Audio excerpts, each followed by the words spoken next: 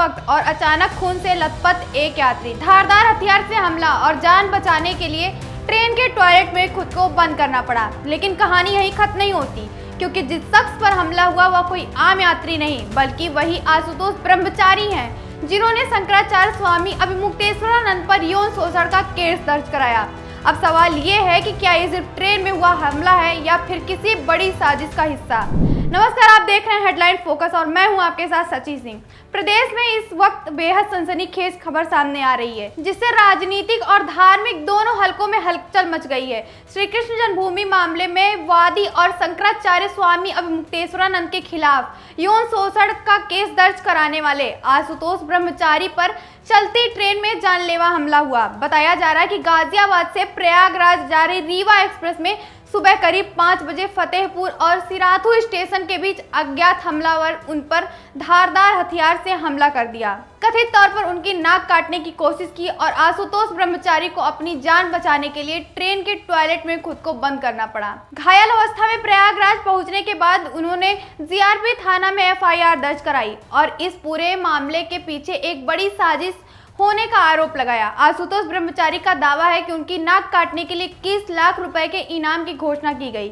अब सवाल यह है कि क्या यह हमला सचमुच की बड़ी साजिश का हिस्सा है? हमलावर कौन था और आखिर चलती ट्रेन में इतनी बड़ी वारदात कैसे हो गई? लेकिन इस पूरी कहानी को समझने के लिए यह जानना बेहद जरूरी हो जाता है कि आखिर आशुतोष ब्रह्मचारी हैं कौन। दरअसल आशुतोष ब्रह्मचारी खुद को एक सामाजिक कार्यकर्ता और सनातन धर्म से जुड़े मुद्दों पर सक्रिय व्यक्ति बताते हैं और पिछले कुछ सालों से वो मथुरा के श्री कृष्ण जन्मभूमि विवाद से जुड़े मामलों में सक्रिय भूमिका निभा रहे हैं। बताया जाता है कि वे उन याचिकाकर्ताओं में शामिल होते हैं जो श्री कृष्ण जन्मभूमि और शाही ईदगाह विवाद को लेकर अदालत में कानूनी लड़ाई लड़ रहे। इसी वजह से अक्सर धार्मिक और कानूनी बहसों में चर्चा में रहते हैं। लेकिन पिछले कुछ महीनों में उनका नाम उस वक्त ज्यादा सुर्खियों में आ गया जब उन्होंने ज्योतिष मठ शंकराचार्य स्वामी अभिमुक्तेश्वरानंद के खिलाफ गंभीर आरोप लगाते हुए एफआईआर दर्ज कराई। आशुतोष ब्रह्मचारी का आरोप है कि कुछ नाबालिग बटुकों के साथ यौन शोषण की घटनाएं हुई और उन्होंने इस आरोपों को लेकर पुलिस में शिकायत भी दर्ज कराई। मामला काफी चर्चा में आ गया और धार्मिक जगत में भी इसको लेकर तीखी प्रतिक्रिया भी सामने आने लगी। हालांकि दूसरी तरफ शंकराचार्य के समर्थक ने इन आरोपों को पूरी तरह निराधार बताया और कहा कि यह सनातन परंपरा और धार्मिक संस्थाओं को बदनाम करने की एक साजिश है। आशुतोष ब्रह्मचारी लगातार चर्चा में बने हुए हैं और कई मंचों पर उन्होंने अपने आरोपों को दोहराया।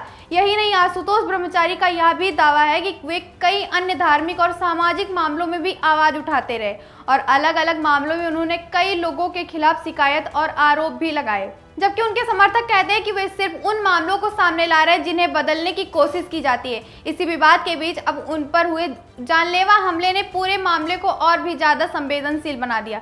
दरअसल पूरा मामला उस समय सामने आया जब प्रयागराज पहुंचकर आशुतोष ब्रह्मचारी ने जीआरपी थाना में शिकायत दर्ज कराई और अपने साथ हुए इस घटना का पूरा विवरण पुलिस को बताया। आशुतोष ब्रह्मचारी के मुताबिक वे गाजियाबाद से रीवा एक्सप्रेस ट्रेन में सवार होकर प्रयागराज आ रहे थे। वे एसी कोच H1 में सफर कर रहे थे और सुबह करीब 5 बजे के आसपास फतेहपुर और सिराथू स्टेशन के बीच उसी समय वे अपने कोच से उठकर ट्रेन के शौचालय की ओर जा रहे थे।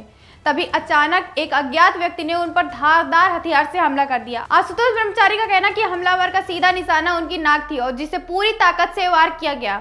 अचानक हुए इस हमले में बुरी तरह वे घायल हो गए। उनके चेहरे और हाथों पर कई जगह गहरे घाव हो और काफी खून बहने लगा। इससे गंभीर रूप से वो घायल होने के बावजूद उन्होंने हिम्मत नहीं हारी और किसी तरह खुद को बचाते हुए ट्रेन के टॉयलेट में घुस गए। उन्होंने अंदर से दरवाजा लॉक कर लिया और वहीं से मदद के लिए फोन किया। बताया जा रहा है कि उन्होंने जीआरपी और रेलवे अधिकारियों को फोन कर घटना की जानकारी दी और काफी देर तक वे उसी टॉयलेट में बंद रहे। जब ट्रेन प्रयागराज स्टेशन नहीं पहुंच गई और प्रयागराज पहुंचने पे वे सीधे जीआरपी थाना पहुंचे और लिखित शिकायत दर्ज कराई। पुलिस ने तुरंत उन्हें मेडिकल परीक्षण के लिए अस्पताल भेजा, जहां डॉक्टरों ने उनकी चोटों की जांच की। फिलहाल डॉक्टरों का कहना है कि उनकी हालात खतरे से बाहर है। लेकिन इस पूरे मामले में सबसे बड़ा मोड़ तब आया जब आशुतोष ब्रह्मचारी ने इस हमले को एक सोची समझी साजिश बताया।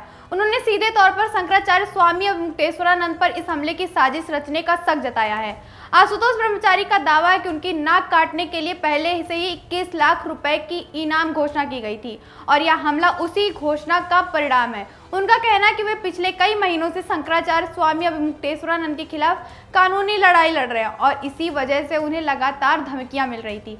आशुतोष ब्रह्मचारी ने बताया कि वे प्रयागराज 2 महत्वपूर्ण मामलों की पैरवी के लिए जा रहे थे। पहला मामला श्री कृष्ण जन्मभूमि विवाद से जुड़ा हुआ है, जिसकी सुनवाई 12 मार्च को इलाहाबाद हाई कोर्ट में होनी है, और दूसरा मामला शंकराचार्य स्वामी अवमुक्तेश्वरानंद के खिलाफ दर्ज यौन शोषण के आरोपों से जुड़ा हुआ है। इन दोनों ही मामलों में वे सक्रिय भूमिका निभा रहे हैं और इसी वजह से उन्होंने इस हमले को एक सोची समझी साजिश बताया। पुलिस यह पता लगाने की कोशिश कर रही है कि हमलावर ट्रेन में कहां से चढ़ा था और वारदात को अंजाम देने के बाद वह किस स्टेशन पर उतरा। पुलिस ट्रेन में मौजूद यात्रियों से पूछताछ कर रही है और ट्रेन को कोच में लगी सीसीटीवी कैमरों की भी जांच की जा रही है। इसके अलावा रेलवे स्टेशन के सीसीटीवी फुटेज भी खंगाले जा रहे हैं ताकि हमलावर की पहचान की जा सके। पुलिस उन दावों की भी जांच कर रही है जिसमें 21 लाख रुपए का इनाम घोषणा किया गया। इसी बीच इस घटना के बाद इलाकों में तनाव का माहौल भी देखा जा सकता है। आशुतोष ब्रह्मचारी के समर्थक ने इस हमले की कड़ी निंदा की और प्रशासन से आरोपितों के खिलाफ सख्त कार्रवाई की मांग की है। उनका कहना है कि अगर किसी भी व्यक्ति को अदालत में अपनी बात रखने का रोकने के लिए इस तरह के हमले किए जाते तो यह लोकतंत्र और न्याय व्यवस्था के लिए बेहद गंभीर संकेत है। तो दूसरी तरफ इस घटना ने ट्रेन यात्रियों की सुरक्षा को लेकर भी कई सवाल खड़े कर दिए, क्योंकि आमतौर पर एसी कोच में टीईटी अटेंडेंट और सुरक्षा कर्मियों की मौजूदगी रहती है। इसके बावजूद अगर कोई व्यक्ति धारदार हथियार लेकर किसी यात्री पर हमला कर देता तो यह रेलवे सुरक्षा व्यवस्था पर कड़ा सवाल खड़ा करता है। फिलहाल पुलिस इस पूरे मामले की जांच में जुटी हुई है और यह पता लगाने की कोशिश कर रही है कि हमला किसी व्यक्तिगत दुश्मनी का परिणाम था या फिर इसके पीछे कोई बड़ी साजिश। ऐसी तमाम खबरों के लिए देखते रहिए हेडलाइन फोकस। मैं थी आपके साथ सजी सिंह।